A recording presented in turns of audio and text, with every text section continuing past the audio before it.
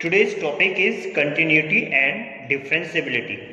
Okay, mathematics NCERT class 12th. Exercise number 5.1.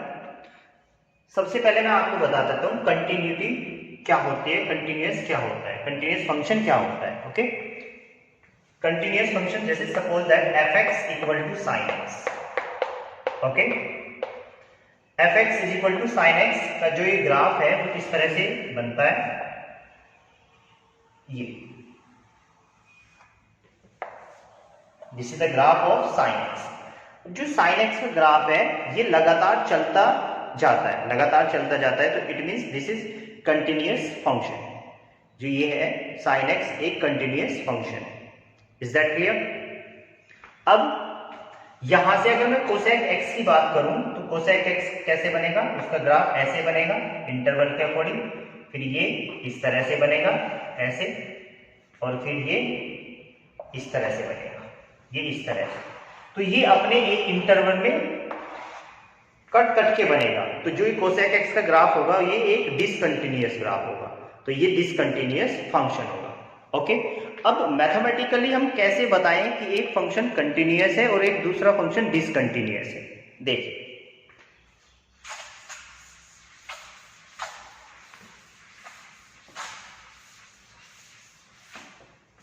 कोई भी function ले लीजिए.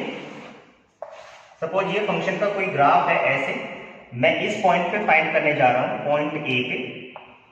ओके, अब पॉइंट ए पे फंक्शन की वैल्यू ये, अब इसकी इधर लेफ्ट हैंड लिमिट और इसके इधर राइट हैंड लिमिट, अगर तीनों की वैल्यू बराबर आ जाए, at x equal to a function left hand limit, right hand limit and function value, अगर तीनों की तीनों बराबर आ जाए तो वो फंक्शन x इक्वल टू ए पे कंटिन्यूअस होगा. तो कंटिन्यूअस प्रूव करने के लिए हमें फंक्शन को क्या करना होगा, किसी भी पॉइंट पे, सपोज पॉइंट ए ले रहे हैं हम, तो हमें at x equal to a left hand limit equal to right hand limit and function value, ये तीनों की तीनों चीजें बराबर होनी चाहिए, तीनों की तीनों वैल्यू बराबर होनी चाहिए. Left hand limit, right hand limit and function value, तीनों वैल्यू बराबर होनी चाहिए. अगर ये तीनों वैल्यू बराबर हो गई तो फंक्शन x इक्वल टू ए पे कंटिन्यूअस हो जाएगा. Now question is how we can find the left hand limit and right hand limit and function value. A पर हम फंक्शन की लेफ्ट हैंड लिमिट कैसे फाइंड कर सकते हैं, लेफ्ट हैंड लिमिट एंड कैसे फाइंड कर सकते हैं, राइट हैंड लिमिट कैसे फाइंड कर सकते हैं, फंक्शन की वैल्यू कैसे फाइंड कर सकते हैं. ओके, तो सबसे पहले मैं बताता हूं फॉर्मेशन आपको. Formation of left hand limit at x equal to a. At x equal to a function left hand limit, function की लेफ्ट हैंड लिमिट कैसे फाइंड करें. This is the formation limit x tends to a, negative sign f(x) equal to limit h tends to 0 f a minus h. Okay, अब ये formation क्यों, मैं आपको बता देता हूं. क्लास 11th में मैंने आपको बताया था कि सपोज दैट एक नंबर लेता हूं मैं 5 के लेफ्ट हैंड में क्या होगा, लेफ्ट हैंड लिमिट जैसे हमें 5 की फाइंड करनी है तो इधर, तो मैंने बताया था आपको हम ऐसे नंबर का एनालाइज करते हैं 4.999, बहुत बार 99 लिखते जाते हैं, 99 लिखते जाते हैं. तो ये क्या है, ये 5 के जस्ट लेफ्ट में है. 5 में से मैं अगर कुछ घटाऊंगा तो मुझे ये नंबर मिल जाएगा.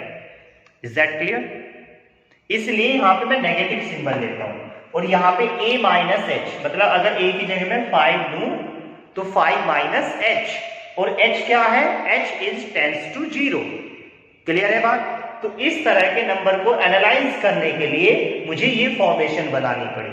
Limit x tends to a कुछ भी हो सकता है, a इज एनी कांस्टेंट, 5 6 7 कुछ भी हो सकता है. Limit x tends to a, negative sign, f(x) equal to limit h tends to 0 f a minus h. This is the left hand limit of function at x is equal to a. Clear? Now at x equal to a function right hand limit. तो what is the formation of limit x tends to a positive sign fx equal to limit h tends to 0 f a plus h। अब a plus h और यहाँ पे positive sign क्यों? देखिए, अब suppose that 5 के मुझे राइट साइड में कुछ नंबर लेना है, जस्ट राइट साइड में। तो मैंने बताया था आपको 5 के जस्ट राइट साइड में 5.00000 ऐसे लिखते जाए और कहीं पे लास्ट में हमने लिख दिया 1। तो this number is not 5 but 5 के बहुत ज्यादा क्लोज राइट साइड में एक नंबर है। ओके, तो मैं अगर 5 में यहाँ पे एक ही जगह अगर 5 लूं तो इस 5 में अगर थोड़ा सा नंबर ऐड करूं, थोड़ा सा कितना, h टेंड्स टू 0 मतलब 0 के बहुत ज्यादा नियरेस्ट। ओके, तो ये हो जाएगा राइट हैंड लिमिट। फंक्शन की क्या हो जाएगी 5 पे राइट हैंड लिमिट। ओके, तो फॉर्मेशन क्या बनी, limit x tends to a positive sign fx equal to limit h tends to 0 f a plus h। कोई प्रॉब्लम इसमें, कोई डाउट? तो these two formation left hand limit and right hand limit. अब how we can find the function value? Function value find करने के लिए आपको पता ही है, जैसे suppose that fx equal to x plus 3 है और मुझे f5 फाइंड करना है, तो x की जगह हम क्या रख देंगे, 5 रख देंगे। तो 5 प्लस 3 तो फंक्शन की वैल्यू 8 आ जाएगी। ऐसे ही जिस पॉइंट पे भी हम फंक्शन की वैल्यू फाइंड कर रहे हैं उस पॉइंट को उस फंक्शन में रख देंगे तो हमारे पास फंक्शन की वैल्यू आ जाएगी। Is that clear? No problem. So function अगर कंटिन्यूअस है तो उसकी left hand limit, right hand limit और फंक्शन की वैल्यू, तीनों वैल्यूज बराबर होनी चाहिए। क्लियर ना? एक क्वेश्चन करते हैं।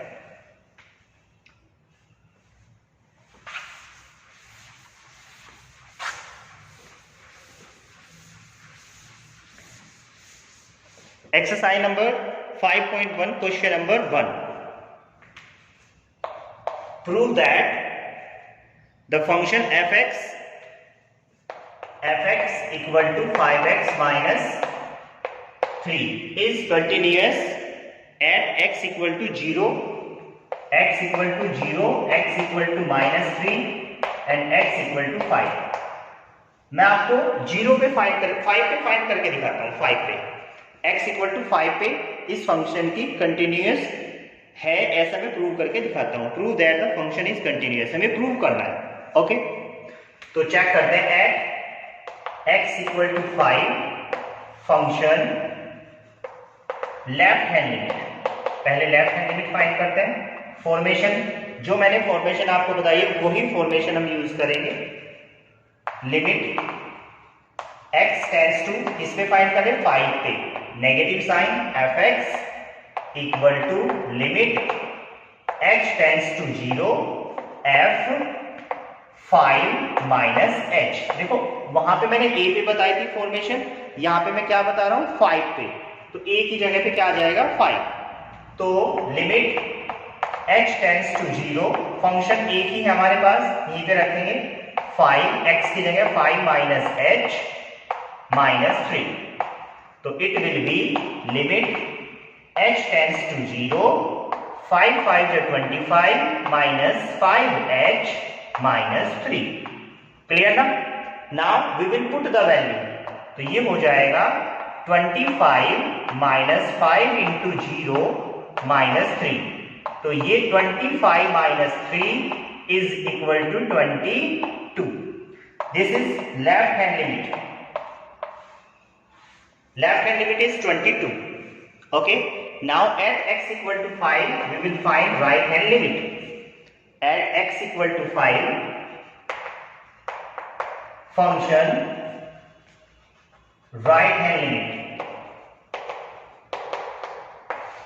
At x equal to 5, function right hand limit. Limit x tends to 5, positive sign fx equal to limit h tends to 0 f 5 plus h। Okay, this is the formation of right hand limit. Now we will put the value. So it will be limit h tends to 0, 5 plus h minus 3. So it will be 25, limit h tends to 0, 25 plus 5h minus 3. Now we will put 0. So 25 plus 5 into 0 minus 3. So what is this? Is 22. ये तो 0 हो जाएगा. 25 minus 3 22. तो left hand limit 22, right hand limit also 22. Now function value at x equal to 5. Function value मतलब f5 equal to 5 into 5 minus 3. So 25 minus 3 equal to, it is also 22. ये भी 22 है. So it means left hand limit equal to right hand limit equal to f5 means x equal to 5 पे function की left hand limit equal to right hand limit equal to function value. So it means it is proved this function is continuous at x equal to 5. Okay.